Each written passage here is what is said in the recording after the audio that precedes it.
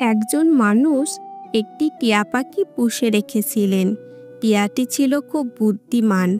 সে কথা বলতো, গান গাইতো আর অনেক কৌতুকও করত। একদিন সেই মানুষটি বলল, আমি দূরে এক লম্বা সফরে যাচ্ছি, তোমার কিছু লাগবে? টিয়াটি বলল, হ্যাঁ লাগবে। তুমি যে পথে যাবে সেখানে একটা বন আছে, টিয়া পাখিদের রাজ্য।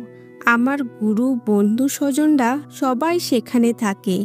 তুমি সেখানে গেলে আমার তরফ থেকে গুরুকে বলো, একটি টিয়া পাখি যাকে মানুষ খাঁচায় বন্দি করে রেখেছে, সে তোমাদের মুক্ত পাখিদের প্রণাম জানাচ্ছে।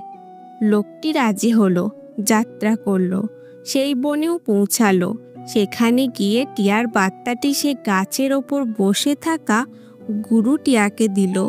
কিন্তু আশ্চর্য, বার্তাটি শোনার পরপরই একে একে সব টিয়া পাখি গাছ থেকে পড়ে যেতে লাগলো। কেউ মরল, কেউ ঢলে পড়ল। পুরো বনটাই নিস্তব্ধ। লোকটি স্তব্ধ, ভাবল, আমি এমন কি বললাম যে সব পাখি মরে গেল? মন খারাপ করে সে ফিরে এলো।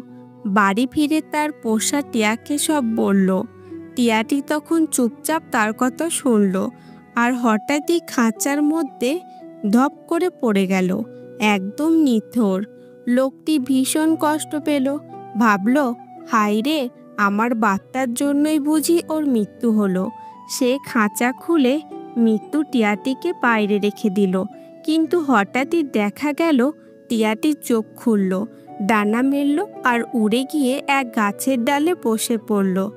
লোকটি অবাক হয়ে চিৎকার করে উঠল, তুই তো মরেছিলি। টিয়াটি হেসে বলল, না, আমি মরিনি। আমি আমার গুরুর কাছ থেকে মুক্তির উপায় শিখে নিয়েছিলাম।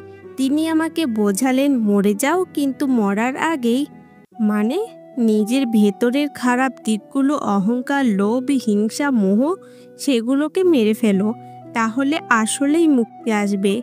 আমি নিজেকে মৃত্যু দেখিয়ে তোমার দয়া জাগিয়ে খাঁচা থেকে মুক্ত হলাম।